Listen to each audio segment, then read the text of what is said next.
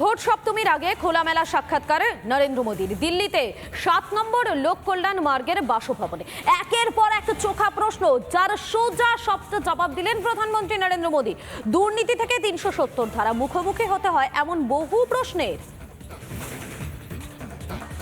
बंगाल के चुनाव में टीएमसी पार्टी अस्तित्व की लड़ाई लड़ रही है। आपने देखा होगा पिछले असेंबली के चुनाव में हम 3 थे, 3 में से बंगाल की जनता ने हमें 80 पर पहुंचा दिया। हमें लोकसभा के अंदर भारी बहुमत पिछले चुनाव में मिला था। इस बार पूरे हिंदुस्तान में द बेस्ट परफॉर्मिंग स्टेट कोई होगा तो पश्चिम बंगाल होने वाला है। भारतीय जनता पार्टी को सर्वाधिक सफलता पश्चिम बंगाल में मिल रही है और पश्चिम बंगाल का चुनाव एक तरफा है, जनता जनार्दन उसको लीड कर रही है और उसके कारण सरकार में बैठे हुए लोग, टीएमसी के लोग बौखलाए हुए हैं। लगातार हत्याएं हो रहे हैं, हमले हो रहे हैं, भाजपा कार्यकर्ताओं को चुनाव के पहले जेलों में बंद कर दिया जा रहा है। ये सारे जुल्मों के बावजूद भी मतदान भी जनता ज़्यादा कर रही है और वोट भी ज़्यादा हो रहा है। सर, ये सिर्फ ये 5-4 परिवारों का ही एजेंडा था जी। ये न कश्मीर की जनता का एजेंडा था, न देश के लोगों का एजेंडा था। ये अपने फायदे के लिए ये 370 की ऐसी एक दीवार बना के बैठे थे ताकि कोई झोंक न पाए और कहते थे 370 हटेगी तो आग लग जाएगी। वो कहते थे 370 हटेगी तो कश्मीर चला जाएगा। आज ये सत्य हो गया कि 370 हटने के बाद ज़्यादा एकता की अनुभूति हो रही है, कश्मीर के लोगों का अपनापन ज़्यादा बढ़ रहा है और इसलिए इसका सीधा परिणाम चुनावों में भी दिखाई देता है, टूरिज्म में दिखाई दे रहा है। G20 समिट वहाँ होती है, बड़े शान से कश्मीर ने उनका स्वागत किया पूरी दुनिया का।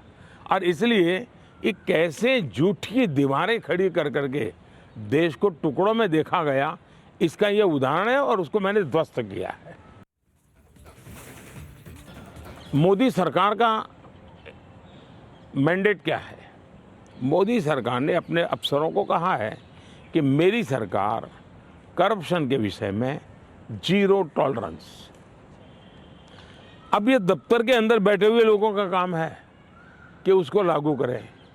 और सचमुच में तो किसी ज़माने में 10 साल में मनमोहन सिंह जी की सरकार थी, 34 लाख रुपया पकड़े गए थे।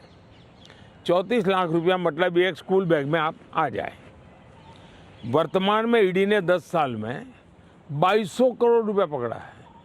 ये तो टीवी पर दिखता है, ये तो कोई झूठबाजी हो नहीं सकती है।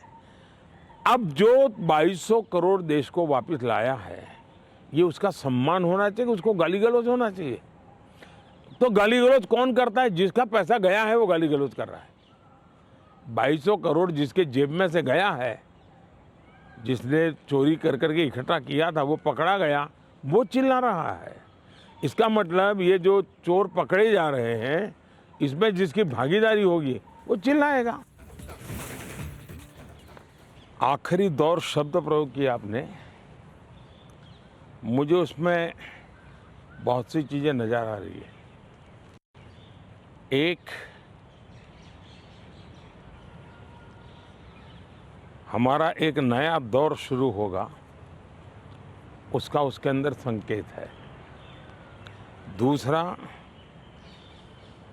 जो लोग बड़े सपने देख करके बड़े वादे कर रहे थे, उनके लिए भी आखिरी दौर है। तो चुनाव का आखिरी दौर ऐसा इतना नहीं, उनकी स्थितियों का भी आखिरी दौर है। গণতন্ত্রের চতুর্থ স্তম্ভ বলে পরিচিত আর সেই সংবাদ মাধ্যমকেও অপমান রাহুল গান্ধীর। রাহুলের ভাষায় সাংবাদিকেরা হলেন মোদির চামচা আর চামচি। দেশের প্রধানমন্ত্রীর সাক্ষাৎকার নিলেই সাংবাদিকেরা রাহুলের কাছে চামচা হয়ে যায় নাকি? आपने नरेंद्र मोदी जी के इंटरव्यू देखे वो जो चमचों वाले इंटरव्यू हैं, देखे नहीं देखे? वहां पे नरेंद्र मोदी जी बैठते, 4 चमचे आ जाते हैं, देखे आपने?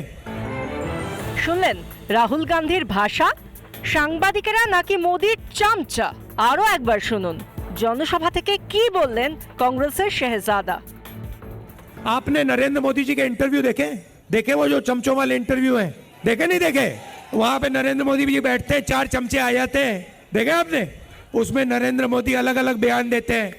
उनसे पूछा, वो एक चमचे ने पूछा, मोदी जी हिंदुस्तान में अमीर लोग अमीर होते जा रहे हैं, गरीब लोग गरीब होते जा रहे हैं, आपकी इस पे क्या राय है? नरेंद्र मोदी जी ने 30 सेकंड सोचा, फिर कहते हैं मैं सबको गरीब कर दूं। আচ্ছা, তাহলে এটাই হলো রাহুল গান্ধীর ভালোবাসার দোকান। ভালোবাসার দোকানে এত বিষ, যেখানে গণতন্ত্রের চতুর্থ স্তম্ভকেও রেয়াত করছেন না রাহুলের যারা পরামর্শদাতা, সেই জয়রাম রমেশ কিংবা মল্লিকার্জুন খার্গে, তাকে কি তাহলে সৌজন্য শেখাতে ভুলে গেছেন? সংবাদ মাধ্যমের দোষটা কি? দোষটা হলো তারা দেশের প্রধানমন্ত্রীর সাক্ষাৎকার দেখিয়েছেন। গত 1 থেকে 1.5 মাসে 71টি ইন্টারভিউয়ের মুখোমুখি হয়েছেন প্রধানমন্ত্রী। সাক্ষাৎকারে চারিদিক থেকে এসেছে প্রশ্নবাণ। এমন নয় যে জল ভাত প্রশ্ন অপেক্ষা করেছিল প্রধানমন্ত্রী মোদির জন্য। চীন থেকে পাকিস্তান, রাশিয়া ইউক্রেন যুদ্ধ থেকে ইসরায়েল হামাস যুদ্ধ, বিদেশ নীতি থেকে মূল্য বৃদ্ধি কিংবা ইলেকটোরাল বন্ড থেকে সংরক্ষণ, লোকসভা নির্বাচনে যা যা ইস্যু, সেই সবই প্রশ্নের মুখোমুখি হতে হয় প্রধানমন্ত্রীকে। তৃতীয়বার ক্ষমতায় এসে মোদি সরকারের নীতি বা স্ট্র্যাটেজি কি হবে তাও জানিয়েছেন প্রধানমন্ত্রী মোদি। অন্যদিকে রাহুল গান্ধী, যিনি একটু ইন্টারভিউয়ের মুখোমুখি হননি, যদিও বিদেশের মাটিতে দাঁড়িয়ে একান্ত সাক্ষাৎকার দিতে পেরেছেন, আর সেখানে দেশের নিন্দা করতে কার্পণ্য করেননি রাহুল। প্রশ্ন হলো, যিনি বিদেশে কথা বলতে পারেন তিনি দেশের সংবাদ মাধ্যমকে এত ভয় পাচ্ছেন কেন? রাহুল হয়তো ভুলে গেছেন কংগ্রেসের যিনি চোখের মণি, সেই সুপ্রিয়া শ্রীনেত রাজনীতিতে আসার আগে একজন সাংবাদিকই ছিলেন। তালিকায় আরও আছে সাগরিকা ঘোষ কিংবা আশুতোষ, তারাও তো সাংবাদিকই ছিলেন। অবশ্য রাহুল গান্ধী আর কোন দিনই বা ইতিহাস জেনে কথা বলেছেন? তাই এবারও পাপ্পুগিরি জিন্দাবাদ। রিপাবলিক বাংলা।